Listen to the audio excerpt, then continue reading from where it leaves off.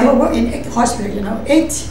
Tung Wah, Eastern, Tung Wah, Kwong Wah, QE, QM, Chen Yuk, Chang Chang.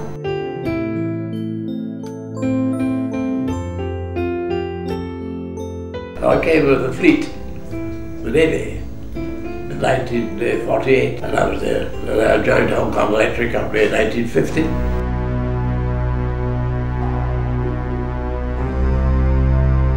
I was chased home one night with a lift in my car. The bloody rioters came chasing after me in their car. And I said to the police before I left, "Are you going to escort me home?" They said, "No, you carry on first. We'll come behind you." And I never saw them behind me, and I'm driving in my car, and all of a sudden, like halfway up, I was stopped. Well, the rioters, they started banging out the car, and I just kept my window shut. And eventually the police did come up behind me. Yeah. That was the trouble. They had that riot. Then everybody was nervous. They decided to migrate. Anyway, a lot of Chinese migrated to Canada, and then they came back after the year. You know, but it was rough. You know, the Hilton at that time, you know, Garden Road, you see all these guys with the banners and everything, you know, yeah, they didn't come. Believe you me, I didn't go out at that before. One day I went home after working at Matilda Hospital, and next door to us was a communist school. That was in Peel Street. I was living in Peel Street with my parents and my brother. And then I went home, and then suddenly, near my house, it was cordoned off. Police wouldn't let me go home. I said, "What happened?" "Oh, something happening in the school. They're not allowed to go home yet." So I went to my neighbor's home, which is on the terrace just below us, and sat there and chatted with her until finally I was allowed to go home. And then I found out what happened was they were making some homemade bombs in the school, and one of them exploded.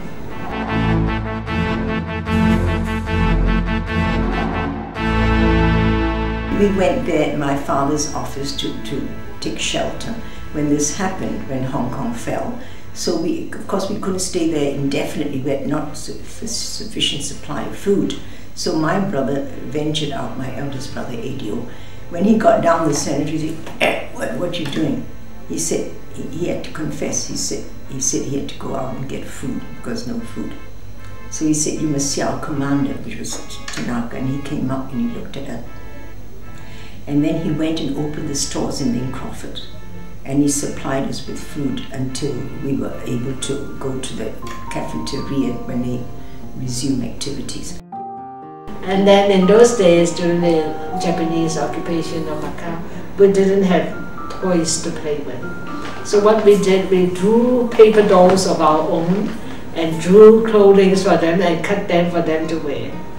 And we played on the pavement, you know, hopscotch in Macau and things like that. It was very simple life, but we didn't have to suffer during the Japanese occupation because in Macau, the Portuguese government and the British consulate took care of us. We were housed in a refugee camp, and they fed us and so forth, so we survived pretty well. After the war, I went back to Australia under a scheme run by the British called the BAAG, and they took us to our destination, and we travelled by an aircraft carrier. So we're only about 36 passengers. We had the pilots, the women and children had the pilot's cabinet, and the men just slept out on deck. And when we arrived in Australia, we were met by the Red Cross. They gave us coupons for clothing, £25, and also coupons for food because the food was rationed.